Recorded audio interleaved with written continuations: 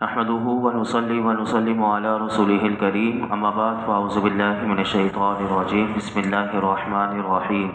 الذين يخشون ربهم بالغيب وهم من الساعة مشفقون، وہ جو اپنے رب سے بغیر دیکھے ڈرتے ہیں اور وہ قیامت سے ڈرتے ہیں۔ گزشتہ آیت میں جس طرح آپ نے سماعت کیا تھا کہ اللہ رب العالمین نے ارشاد فرمایا تھا کہ بے شک ہم نے موسیٰ اور ہارون کو فیصلہ دیا اور روشنی اور پرہیزگاروں کے لیے نصیحت دی۔ اس آیت کریمہ میں اللہ رب العالمین نے فرمایا کہ پرہیزگار جو ہوتا ہے، فرمایا اس کا وصف یہ ہے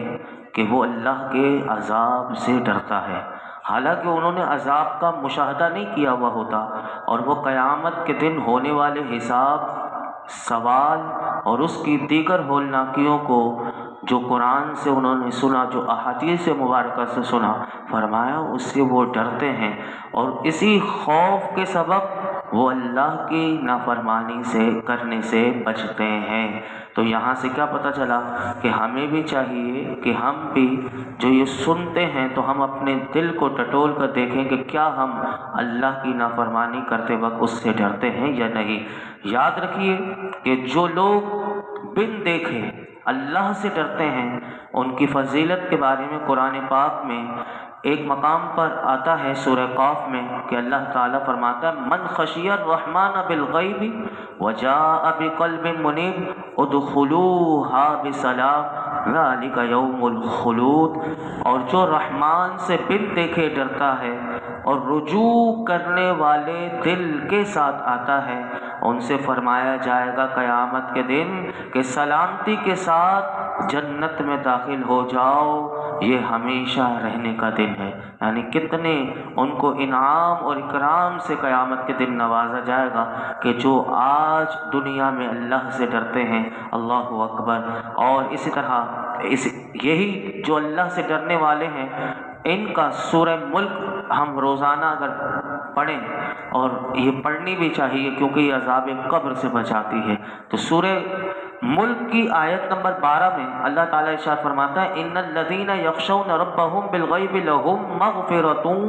واجر کبیر، بے شک جو لوگ بغیر دیکھے اپنے رب سے ڈرتے ہیں تو فرمایا ان کے لیے بخشش اور بڑا ثواب ہے۔ اور یہ بھی یاد رکھیے گا کہ جو دنیا میں بے خوف ہو جائے، یعنی دنیا میں نہ ڈرے اللہ سے، جو مرضی میں آئے کرتا رہے اللہ کی نافرمانی، اس کے بارے میں میرے آقا کیا فرماتے ہیں سنیے۔ حدیث پاک ہے کہ حضرت انس بن مالک رضی اللہ تعالیٰ عنہ سے روایت ہے کہ اللہ کے محبوب علیہ الصلوۃ والسلام نے ارشاد فرمایا کہ اللہ تعالیٰ ارشاد فرماتا ہے، یہ حدیث قدسی ہے کہ میری عزت و جلال اور مخلوق پر میری بلندی کی قسم، فرمایا نہ تو میں اپنے بندے پر دو خوف جمع کروں گا اور نہ اس کے لیے دو امن جمع کروں گا، فرمایا جو دنیا میں مجھ سے ڈرتا رہا اسے قیامت کے دن میں امن دوں گا، اور فرمایا جو دنیا میں مجھ سے بے خوف رہا تو فرمایا میں قیامت کے دن اسے خوف میں مبتلا کر دوں گا۔ ہم اللہ کی بارگاہ میں دعا کرتے ہیں رب کریم ہمیں اپنے پرہیزگار بندوں میں شامل فرما، اور دنیا میں ہمیں اپنا صحیح حقیقی خوف نصیب فرما، اور آخرت کے خوف سے ہمیں محفوظ فرما۔ آگے ارشاد فرمایا وَهَذَا ذِكْرٌ مُبَارَكٌ أَنزَلْنَاهُ أَفَأَنْتُمْ لَهُ مُنْكِرُونَ، یہ برکت والا ذکر ہے جسے ہم نے نازل فرمایا ہے، تو کیا تم اس کے منکر ہو؟ اس آیت میں اللہ رب العالمین نے فرمایا کہ جس طرح ہم نے حضرت موسیٰ علیہ السلام پر توریت کو نازل فرمایا، اسی طرح ہم نے اپنے حبیب محمد مصطفیٰ صلی اللہ علیہ وسلم پر برکت والا قرآن نازل فرمایا۔ فرمایا کہ اس قرآن کے منافع یعنی نفع جو ہے وہ کثیر ہے، اور فرمایا اس قرآن میں بہت وسیع علوم ہے، اور فرمایا ایمان والوں کے لیے اس قرآن میں بڑی برکتیں ہیں۔ جب یہ ظاہر ہو گیا کہ جس طرح ہم نے توریت نازل فرمائی اسی طرح قرآن مجید بھی نازل فرمایا، تو پھر اللہ تعالیٰ سوال کرتا ہے اہل مکہ سے، کافروں سے کہ اے اہل مکہ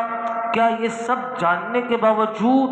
قرآن مجید کے ہماری طرف سے نازل ہونے کا انکار کرتے ہو؟ یعنی کیا تم اس کے منکر ہو؟ تمہیں یہ ساری باتیں بتا دی، لیکن ایسے لوگوں کے لیے کتنا یعنی انداز سوال کہ تم غور نہیں کرتے، یعنی تمہارے پاس عقل نہیں یہ ساری باتیں۔ آگے ارشاد فرمایا وَلَقَدْ آتَيْنَا إِبْرَاهِيمَ رُشْدَهُ مِنْ قَبْلُ وَكُنَّا بِهِ عَالِمِينَ إِذْ قَالَ لِأَبِيهِ وَقَوْمِهِ مَا هَٰذِهِ التَّمَاثِيلُ الَّتِي أَنْتُمْ لَهَا عَاكِفُونَ۔ اور بے شک ہم نے ابراہیم کو پہلے ہی سے اس کی نیک راہ عطا کر دی، اور ہم اس سے خبردار تھے جب اس نے اپنے باپ اور اپنی قوم سے فرمایا۔ یاد کرو جب اس نے اپنے باپ اور اپنی قوم سے فرمایا کہ یہ مجسمے کیا ہیں کہ جن کے آگے تم جم کر بیٹھے ہوئے ہو۔ انبیاء علیہم السلام کے واقعات میں سے یہ دوسرا واقعہ سورہ انبیاء کا ہے۔ یہاں حضرت ابراہیم علیہ السلام کا طویل واقعہ اللہ نے پورا ان کا واقعہ ذکر کیا ہے ایک رکوع میں، پورا ایک رکوع ہے۔ فرمایا کہ ہم نے حضرت ابراہیم علیہ السلام کو ان کی ابتدائی عمر میں یعنی بالغ ہونے سے پہلے ہی فرمایا انہیں اپنی طرف سے نیک راہ عطا کر دی تھی، اور ان کے بارے میں ہم جانتے تھے کہ وہ ہدایت کے اور نبوت کے اہل ہیں۔ اور فرمایا کہ وہ وقت یاد کریں کہ جب حضرت ابراہیم علیہ السلام نے اپنے عرفی باپ وہ جو آزر تھا جو آپ کا چچا تھا، فرمایا اس سے اور اپنی قوم سے فرمایا کہ درندوں پرندوں انسانوں کی صورتوں کے بنے ہوئے یہ مجسمے کیا ہیں کہ جن کے آگے تم جم کر بیٹھے ہوئے ہو اور ان کی عبادت میں مشغول ہو۔ آپ اندازہ لگائیں قوم کا دماغ کتنا خراب تھا کہ وہ درندوں پرندوں اور انسانوں کی بنی ہوئی صورتوں کے مجسمے کے آگے بیٹھ کر ان کو وہ خدا سمجھتے تھے، یعنی ان کی عقل کتنی ماری ہوئی تھی کہ آپ اندازہ لگائیں کہ حضرت ابراہیم علیہ السلام نے ان سے سوال کیا کہ ان مجسموں کے آگے تم جم کر بیٹھے ہو اور ان کی عبادت میں بھی مشغول ہو، تو پھر انہوں نے کیا کہا، قوم نے کیا کہا، قالوا وجدنا آباءنا لها عابدین، انہوں نے کہا ہم نے اپنے باپ دادا کو ان کی پوجا کرتے ہوئے پایا۔ تو یہاں سے یہ بات یاد رکھیے گا کہ ہمارے یہاں بھی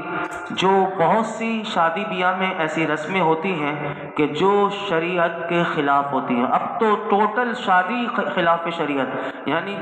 یہ سمجھ لیجئے کہ لازمی لوگوں نے کر دیا کہ جو بے حیائی آج کل شادیوں میں ہو رہی ہے، الامان والحفیظ، کہ جس طرح کی یعنی گناہ کمائے جا رہے ہیں کہ اس سے اللہ کی پناہ مانگنی چاہیے اور روکنا ہم سب کی ذمہ داری ہے۔ لیکن اچھے بھلے لوگ سمجھدار ہونے کے باوجود بھی سمجھتے ہیں کہ کیا ہو جائے گا اگر تھوڑی دیر وہ انٹرٹینمنٹ سمجھتے ہوئے وہ گناہ کو گناہ نہیں سمجھتے، تو یہ کتنی بڑی یاد رکھیے گا کہ یہاں قرآن میں حضرت ابراہیم علیہ السلام نے جب ان کو کہا تو انہوں نے کہا کہ ان کے پاس کیونکہ کوئی دلیل تو تھی نہیں، تو وہ کہنے لگے کہ ہم نے اپنے باپ دادا کو اسی طرح کرتے ہوئے پایا تو ہم بھی ایسے کریں گے۔ تو علماء کہتے ہیں کہ ایسے ہی ہمارے معاشرے میں بھی جب خلاف شریعت کام پر روکا جاتا ہے تو لوگ یہ دلیل دیتے ہوئے آتے ہیں کہ ہمارے باپ دادا بوڑھے برسوں سے یہ کرتے ہوئے آئے ہیں اور ہم بھی انہی کے طریقے پر چل رہے ہیں۔ حالانکہ یاد رکھیے گا جو کام شریعت کے خلاف ہے اور اس کے جواز کی کوئی صورت نہیں تو اس کا برسوں سے ہوتا آنا اور آباء و اجداد کا اپنی جہالت کی وجہ سے اسے کرتے رہنا یہ شریعت کے مطابق اسے نہیں کر دے گا۔ یاد رکھیے گا جو کام شریعت کے خلاف ہے اس کے لیے اللہ رب العالمین نے ہمیں بچنے کا حکم دیا ہے اور ہمیں بچنا چاہیے۔ آگے سنیے آپ نے اپنے باپ ان کو کیا جواب دیا، فرمایا قال لقد کنتم انتم وآباؤکم فی ضلال مبین، فرمایا بے شک تم اور تمہارے باپ دادا سب کھلی گمراہی میں ہو۔ حضرت ابراہیم علیہ السلام نے ان کو کھلا بالکل ٹوک انداز میں آپ نے بتا دیا کہ تم اور تمہارے باپ دادا جنہوں نے یہ باطل طریقہ ایجاد کیا، یعنی ان درندوں انسانوں پرندوں کی صورتوں کے مجسمے کے سامنے جو تم نے یہ باطل طریقہ ایجاد کیا ہے، فرمایا یہ سب کھلی گمراہی میں تم ہو اور کسی عقل مند پر تمہارے اس طریقے کا گمراہی کا مخفی ہونا نہیں ہے۔ تو یہاں سے یہ بات پتہ چلا کہ دینی معاملے میں علماء کہتے ہیں کسی کی رعایت نہیں ہوگی، دینی معاملہ کوئی سا بھی ہو اس میں کسی کی رعایت نہیں ہوگی، بلکہ قرآن کی اس آیت سے حضرت ابراہیم علیہ السلام کے اس انداز سے یہ پتہ چلا کہ ہمیشہ حق بات بیان کرنی پڑے گی۔ ہاں لیکن اس میں یہ یاد رکھنا چاہیے کس انداز سے، کس حکمت عملی سے، لیکن بیان حق ہی کیا جائے گا کہ جہاں سختی کی ضرورت ہو وہاں سختی، جہاں نرمی کی ضرورت ہے وہاں نرمی سے سمجھانا ضروری ہے اور حق بات بیان کرنا ضروری ہے۔ اور یہ بھی یاد رکھیے گا کہ اس سے یہ بھی معلوم ہوا کہ خلاف شرع کام کوئی بھی کر رہا ہو اور چاہے پوری قوم کر رہی ہو، تو یہاں سے اس آیت سے یہ بھی پتہ چلا کہ خلاف شرع کام میں کثرت رائے کا کوئی اعتبار نہیں، اور ہمیشہ انبیاء علیہم السلام اور ان کے ساتھی جو ہوتے تھے وہ قلیل ہوتے تھے اور دشمنان اسلام ان کے سامنے اکثریت میں ہوتے تھے، لیکن یاد رکھیے گا وہ اکثریت جھوٹی ہوتی تھی، انبیاء ہمیشہ سچے ہوتے تھے۔ تو یہاں سے یہ بات بھی پتہ چلی۔ آگے ارشاد فرمایا قالوا اجئتنا بالحق ام انت من اللاعبین قال بل ربکم رب السماوات والارض الذی فطرہن وانا علی ذلکم من الشاہدین۔ بولے کیا تم ہمارے پاس حق لائے ہو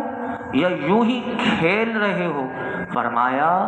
بلکہ تمہارا رب وہ ہے جو آسمان و زمین کا رب ہے، جس نے انہیں پیدا کیا، اور میں اس پر گواہوں میں سے ہوں۔ ان دو آیات کا مختصر خلاصہ یہ ہے کہ جب حضرت ابراہیم علیہ السلام کی قوم کو اپنی گمراہی کا ہونا پتہ چلا اور یہ سمجھے کہ ہم جو گمراہی پر ہیں ہی نہیں، یعنی آپ نے ان کو گمراہی پر جب ٹوکا اور انہیں بتایا کہ تم نے یہ باطل طریقہ ایجاد کیا ہوا ہے اور تم بہت بڑے گمراہی کے راستے پر چل رہے ہو، تو یہاں یہ قرآن کی آیت سے پتہ چلا کہ وہ یہ سمجھے کہ ہم تو گمراہی پر ہیں ہی نہیں، یعنی ہم تو صحیح راستے پر ہیں۔ تو علماء نے لکھا کہ ان کو گمراہی کا ہونا یہ بہت ہی بعید معلوم ہوتا تھا اور وہ اس کا انکار کرنا بہت بڑی بات جانتے تھے، اس لیے انہوں نے سامنے سے حضرت ابراہیم علیہ السلام سے کہا کیا یہ جو بات آپ نے کہی یہ بات واقعی طور پر آپ ہمیں بتا رہے ہیں، یعنی یہ حق ہے یا آپ ہمارے ساتھ ہنسی مذاق کھیل کر رہے ہیں؟ یعنی اللہ کے نبی کی دعوت کو کس انداز سے وہ سامنے کہہ رہے ہیں کہ آپ کہیں ہمارے ساتھ ہنسی مذاق تو نہیں کر رہے یا واقعی یہ بات ایسے ہی ہے؟ تو اس کے جواب میں آپ نے اللہ کا رب ہونا، اس کی ربوبیت کو ظاہر کرتے ہوئے آپ نے فرمایا میں کھیل کے طور پر تم سے کلام نہیں کر رہا بلکہ میں حق کا اظہار فرما رہا ہوں۔ چنانچہ آپ نے فرمایا کہ تمہاری عبادت کے مستحق یہ بناوٹی مجسمے نہیں بلکہ تمہاری عبادت کا مستحق وہ ہے۔ پھر اس رب کا تعارف کروایا کہ فرمایا کہ جو آسمانوں اور زمین کا رب ہے، کہ جس نے آسمان اور زمین کو بغیر کسی سابقہ مثال کے پیدا کر دیا، اور فرمایا پھر تم ان مجسموں کی کیسے عبادت کر سکتے ہو کہ جو مخلوقات میں داخل ہے، اور میں نے تم سے جو بات کہی ہے کہ تمہارا رب صرف وہی ہے کہ جو آسمان و زمین کا رب ہے، اگر تم چاہو تو میں اسے دلیل کے ساتھ ثابت کر سکتا ہوں۔ پیچھے 7ویں بارے میں آپ سن چکے تھے، پھر آپ نے کیسے دلیلیں دیتے رہے کہ چاند کو بتایا کہ وہ جب غروب ہو گیا، سورج کو اور ستاروں سے کیسے آپ نے پوری دلیلیں دی، اور اتنی دلیلیں دی کہ لیکن قوم نہ مانی۔ پھر قوم نے کیا کیا، وہ آگے کل کی گفتگو بڑی شاندار، یہ پورا رکوع چلے گا۔ اللہ رب العالمین ہم سب کو قرآن حکیم سے صحیح معنوں میں فیض عطا فرمائے اور اس کا فیضان ہمیں عطا فرمائے اور اس کی صحیح سمجھ عطا فرمائے، اور ہمیشہ حق بولنے کی اللہ ہمیں جرت اور طاقت بھی عطا فرمائے۔ الحمدللہ رب العالمین والصلاة والسلام علی سید الانبیاء والمرسلین وعلی آلہ واصحابہ اجمعین۔ یا اللہ پاک ہم سب کا نماز عشاء ادا کرنا، درود پاک پڑھنا، درس قرآن سنانا اپنی بارگاہ میں قبول فرما۔ اے رب کریم تو ہم سے ہمیشہ کے لیے راضی ہو جا۔ یا اللہ ہمارے گناہ معاف کر دے، ہماری بے حساب مغفرت فرما دے، ہمارے والدین کی، میرے آقا کی تمام امت کی مغفرت فرما۔ یا اللہ ماہ رجب کہ ہر لمحے میں تو جہنم سے آزادی دیتا ہے۔ رب کریم ہمیں جہنم کی آگ سے پناہ دے دے۔ اللہ ہمارے ماں باپ کو، ہمارے بہن بھائیوں کو، حضور کی امت کو جہنم کی آگ سے محفوظ فرما یا رب العالمین۔ آج تک جتنی دعائیں کی ہیں، آئندہ کریں گے، سب دعاؤں کو قبول فرما۔ یہ درس قرآن میں جتنے حاضرین موجود ہیں اللہ ان کے دلوں میں جو مرادیں ہیں پوری فرما دے۔ ایک مرتبہ سورہ فاتحہ، 3 مرتبہ سورہ اخلاص، خواجہ خواجگان خواجہ معین الدین چشتی اجمیری رحمۃ اللہ علیہ کہ جن کا صدقہ ہے کہ آج ہم مسلمان ہیں، ہمارے آبا و اجداد وہیں سے آئے ہوئے ہیں، اور 90 لاکھ لوگ ہندوؤں کو، اور آپ نے 90 لاکھ لوگوں کو کلمہ پڑھا کر مسلمان بنایا۔ آپ کا دین پر بہت بڑا احسان ہے، آپ کی بارگاہ میں پیش کرنے کی نیت سے پڑھ وصلی اللہ تعالی علی خیر خلق محمد وعلی آلہ وصحبہ اجمعین۔